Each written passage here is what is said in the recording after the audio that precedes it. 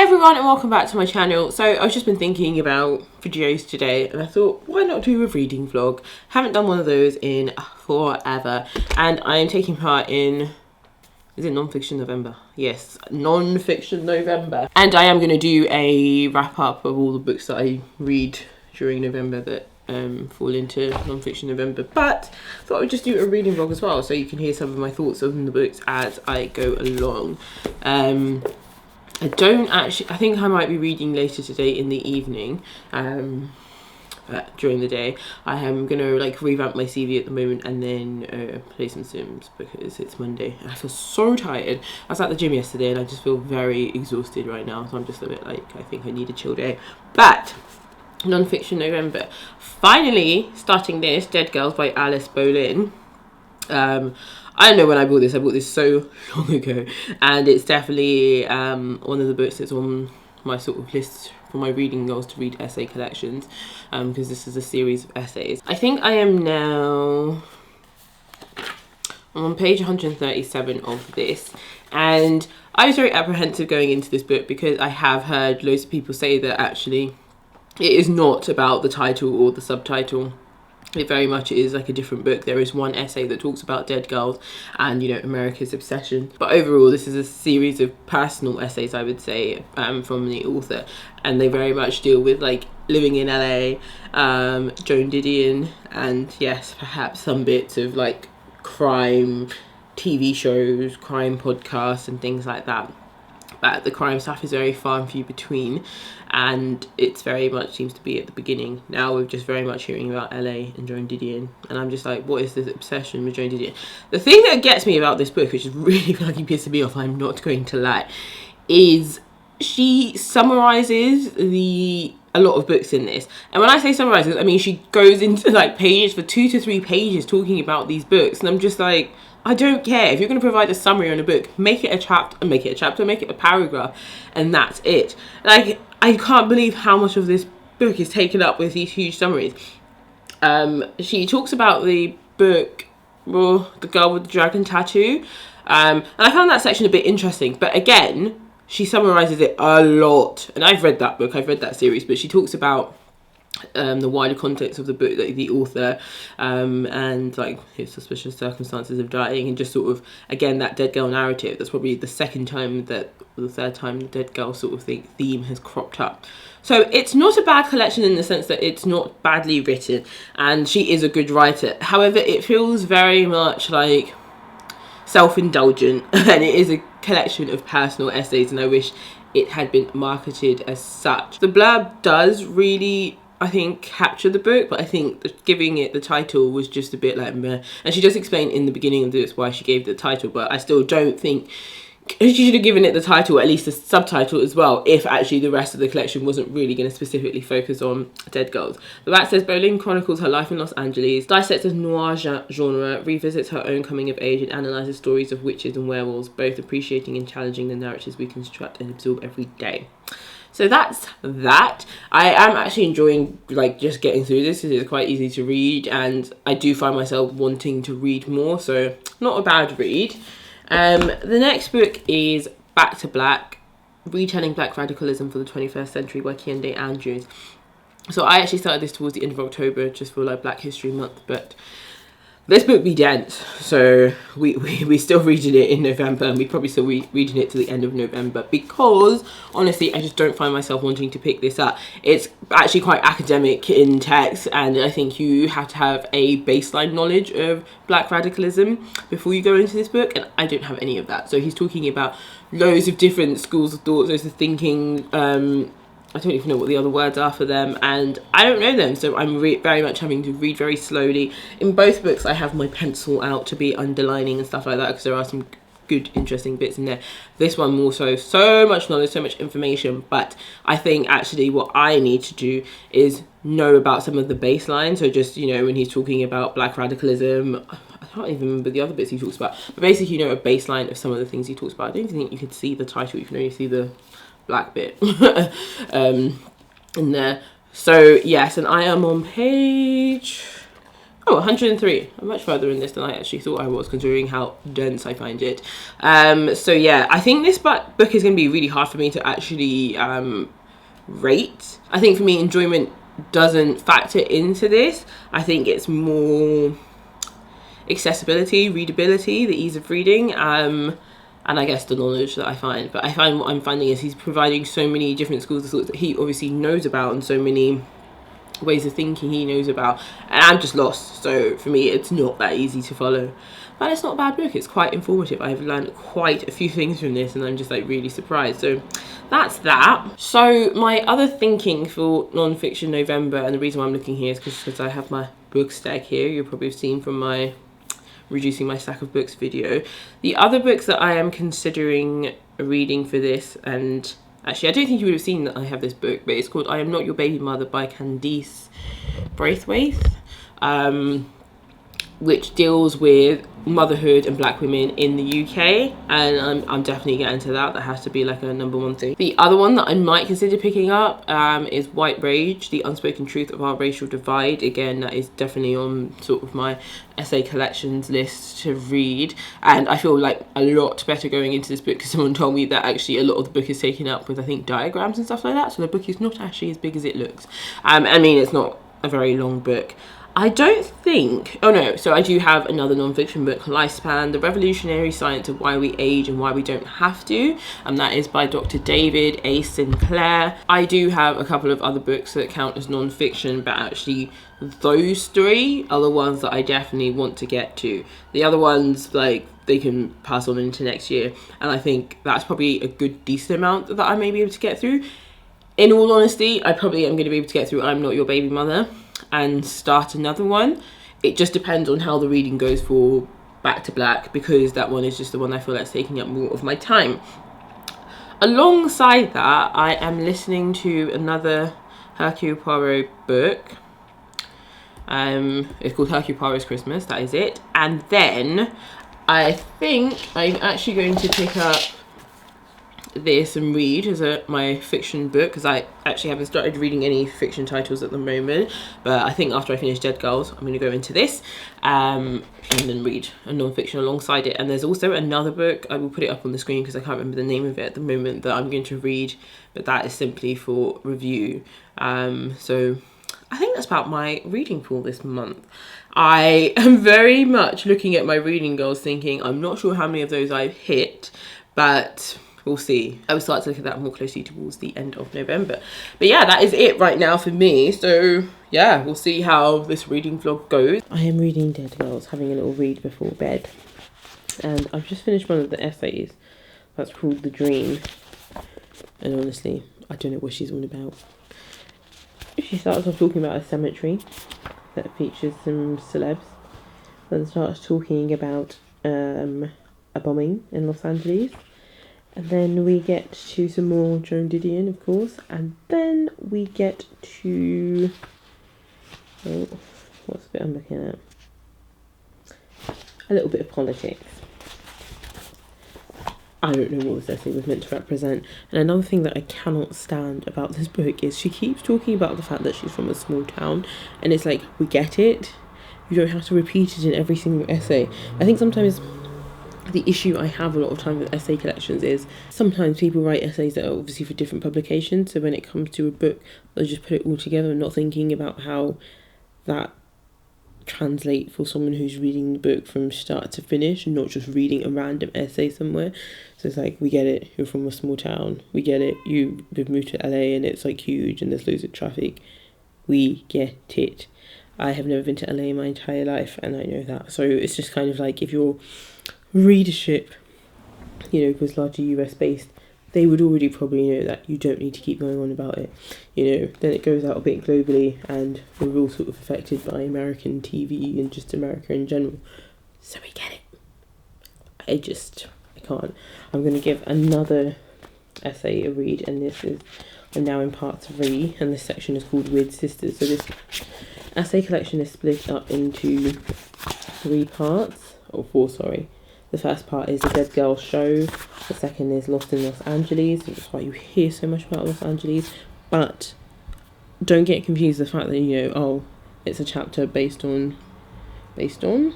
I've got a little light here. I don't know if this will improve anything, but don't think, oh well, you're reading the section about Los Angeles, so you should expect it. There's still too much. Like, all these essays could basically be one, I'm not gonna lie. But yes, this third part is the Weird Sisters, and there's a fourth part which says a sentimental education. And there's only one essay in there apparently called Accomplices. So I've got 5 essays left of this. So that's good. I'll finish this relatively quickly.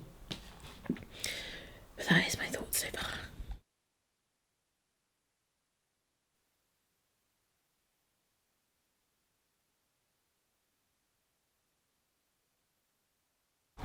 Hey guys, so I haven't even sat down and filmed basically talking about this book this whole week.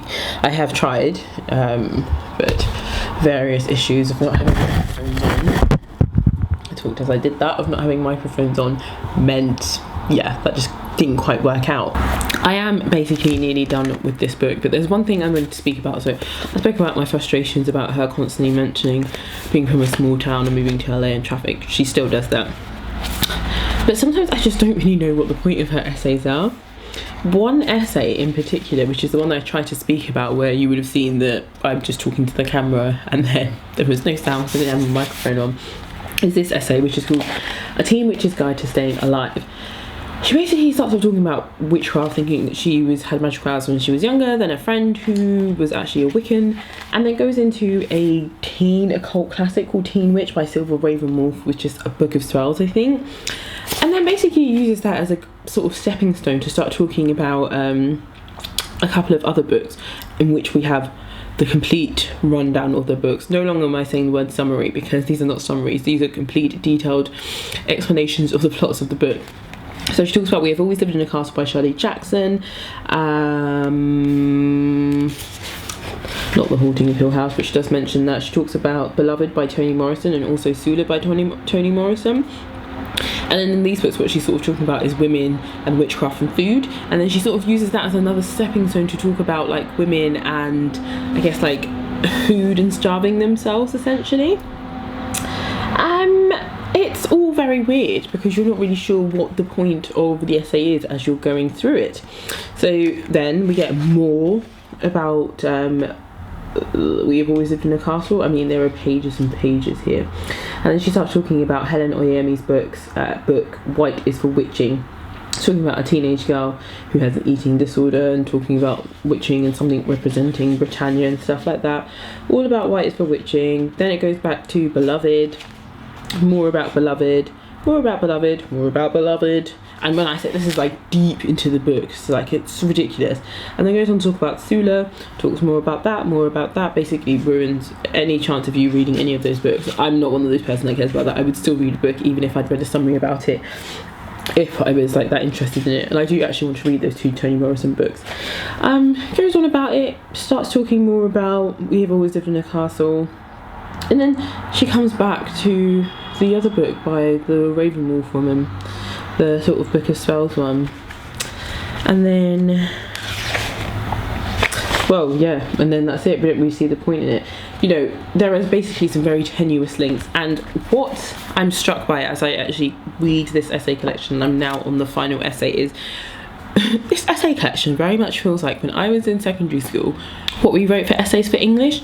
Like, you know, when you have to painstakingly, you know, summarize what's in the book to show that, you know, you have read the book, you have understood the text, and then you sort of make other outwardly connections, and you do this by blatantly stating it. And I feel like this is what this essay collection does. You know, I took a sort of breather from reading the essay collection and thought about it, and I thought, oh, maybe actually I will give this 3 stars, it's not too bad. And then I read some more, and I was like, no, the same issues are cropping up. A lot of the essay collections are not linear, and that's fine. Sometimes you start off an essay collection and people are drawing your attention to something else in order to talk about their main point.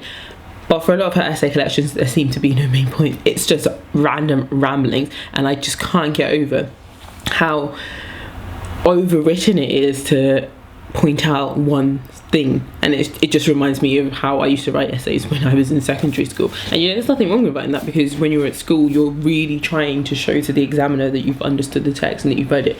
But in this case, we're in the real world, and you don't need to do this.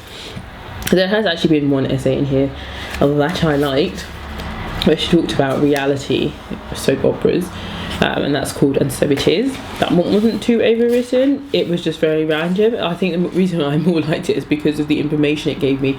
It's talking about some reality shows which are obviously very heavily scripted. Like, it talks about The Hills and Laguna Beach. I never watched Laguna Beach, but I did watch The Hills. But she also talks about a show called Pretty Wild, and how much of it was really scripted, and how actually what was going on in one of the main characters' lives was completely different to what they were showing on screen. I found that interesting, actually. It makes me want to watch that show now. There's an essay in here called My Hypochondria, which is actually quite interesting, but actually because it's so late in the collection, I think by the time you've read most of this collection you're quite pissed off at this author, and you just don't really like the collection. Like, it reads really childishly, so yeah, not that interested in it. I mean, the essay reads a bit self-indulgent, but I always kind of think essay collections about yourself are always going to be quite self-indulgent. You need to be self-indulgent in order to write an essay collection based on yourself. Another essay that I liked was Just Us Girls, which was quite an interesting look at female friendships. I actually thought this wasn't too badly written, and she talks about this one film called Ginger Snap, but again it goes into such huge detail about the film and like its prequel or sequel or whatever, and then finally relates it back to her sort of friendship with one girl and how like intertwined it was. I kind of thought like it was quite an intertwined relationship. It also felt like a bit of a stretch in order to write something, but people feel the way they feel. And I'm in the final section, which is called Accomplices, which I think is just her talking about basically different stories that have like helped her write this or helped her be a writer. The issue with that final chapter is we already know about half the books that helped you be a writer or that you really love. We already know that you love Joan Didion, because you said it throughout the whole essay collection. I did like fast forward to the end where it's in the acknowledgements, and it says here, versions of some of these essays have appeared elsewhere, many in different forms. And that is what I was talking about earlier when I said essay collections can be so annoying, because actually they appear in different publications, and then usually an author's like, right, I'm going to bung them together in a book, not thinking about what they've actually said in it. Like, surely when you do these things you do actually go back and look at them, but because they've all been written individually, there's no flow throughout them, and they don't always have to flow, but we don't need to constantly hear about your small town life and how moving to LA was such a huge deal for you, because again in this Accomplices section I'm getting more of that. So I'm really torn between giving this 1 or 2 stars. Like, I actually think it is going to be 2 stars. I didn't completely hate it, but there's a level of self-indulgence in here that I don't like, and the constant LA thing and the Joan Didion thing, and ruining every single book in existence basically by telling us in deep detail what it's about. Can't deal. So that's that. I want to say I want to finish this tonight, but I'm going to probably finish it on the Sunday. But I'm going to enjoy the rest of my evening. I'm going to finish off watching the final Poirot episode. Yes, the sad one. I haven't actually read obviously all the Poirot books, but I know what happens in this one, so but I'm keen to see how it plays out. So yeah, I'm gonna start making some dinner. We're gonna have a nice evening. We've got like a cheese board.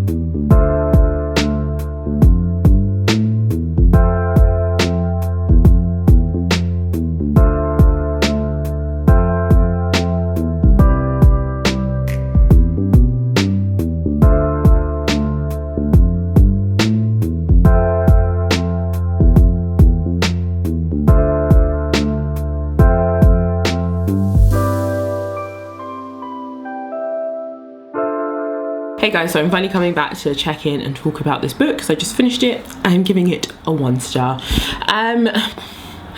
Reading the end chapter of this book, the final chapter, which is called Accomplices, reminds me actually of so much of the book in the beginning and why I had frustrations with it. And that is, the book draws together all these different like points, I suppose, and you don't know what the hell like the final thought is meant to be, what the overarching theme of it is meant to be. It just really feels like a stream of consciousness, in all honesty. And the reason why the section of Accomplices annoys me is it's split into 4 sections, and within those 4 sections you also get line breaks, so where she just is talking about a certain topic and then moves on to another topic, and some of these topics are like a page and a half, and it's just like there's absolutely nothing of substance in that paragraph that she wrote. Like, I don't even understand why it's there. I find this book very frustrating, if I'm honest. I find it very frustrating because actually at some point she acknowledges the sort of self-indulgent and the whole LA trope and stuff like that, but I don't think that's enough. I don't think it's enough that you can write about it just because you've also acknowledged it, because you've already put the reader through a lot of drudgery, and I don't like it. Like, you know, there's being self-aware, but then you've written so much about this that it doesn't matter if you're self-aware about the fact that, you know, you play into this trope, it's still boring. And yeah, half the time I don't know what her overarching point is. Like in this section here, she's Accomplices, I think, is focusing on the different things that have basically made her who she is. So initially it starts talking about different writers, and it sort of talks about her boyfriend and maybe like bits of like cultural news, I don't know, because here she starts talking about hijackers. At one point she starts talking about the Central 5 case, she starts talking about James Bolden, she starts talking about Black Panthers, a guy in the Black Panther who ran away with a white woman, and how the white woman was able to fade away into obscurity, but how the black guy couldn't, and it was really weird to actually see her reach that conclusion, because she says that he begs to come back, whereas the white woman assimilated herself into Parisian culture and eventually disappeared to Switzerland. So I was like, well, the point you're trying to make doesn't really make sense if the reason why the guy didn't assimilate into Paris culture and completely disappear and fade away like the white woman is because he asked to return to the USA. I was just like, why did you make us read all of that and come to that conclusion? But anyway, it is just all over the place, and she starts off talking about a book called Flamethrower throughout all the different sections, and then the final section comes back to it. I don't know why it's even included in there. I don't know, like, it's obviously her obsession with books. My favourite bit of this section though, what that made me laugh out loud, was, oh, it's not this bit. Our cultural obsession with Didion and her generation of writers has only intensified in the 2 years since my LA era. I hate the way that sentence reads, but also, hun, your obsession. When it's obsessed with Joan Didion, I'm joking, there are probably loads of people. I had to read that and laugh, because I was just like, that's basically what I've been saying, that you're obsessed with Joan Didion. So yeah, really not a overall enjoyable reading experience. Like I said in my previous clip, whatever that was a couple of days ago, very much reads like high school essays all put together, but then random streams of consciousness, and it just feels like she knows bits of information that she wants to share and thinks they're really interesting, so she's going to plonk them in this page even if it doesn't relate to anything else. I didn't like it. Like, I think it lacks structure. They definitely could have a bit more structure to it, rename it, but this I'm putting on my shelf and never reading again. Like, I'm not joking. So, a book I didn't actually talk about at all during this vlog is this one. I just didn't get around to it. Like I said, I just haven't been doing that much reading this week. I found that actually my 2 non-fiction reads have been very uninspiring, if I'm honest. So I'm kind of struggling with non-fiction November, if I'm honest. But I will try and get to this tonight. And another book that I said I was going to read is I Am Not Your Baby Mother by Candice Braithwaite, What It's Like to Be a Black British Mother. That's the subtitle. I'm looking forward to reading this. Hopefully this is also not a dense read, but I feel like because this is more like sort of memoir style, I might find it a lot better. So that's what I'm looking forward to in terms of my non-fiction reads, but I will start a new reading vlog for these ones. Before I go, I wanted to mention, if anyone is interested in doing a read along with myself and another subscriber, we have decided to read Treasure Island by Robert Louis Stevenson as a way to make our way through classics that we've never read before. So we're going to start that on the beginning of September. So if you were interested, leave a comment down below. I will also put this probably in the beginning of another video. I just kept forgetting to like get to it. But yeah, if you're interested, leave me a comment below. With all that said, guys, thank you so much for watching this reading vlog. Let me know what books you were reading for non-fiction November. I am actually interested in getting recommendations for non-fiction November. Obviously, by the time this video goes up, I would be halfway through November maybe, so maybe not for now, but at a later date. Anyway, thank you guys so much for watching, and I'll catch you in another video. Bye.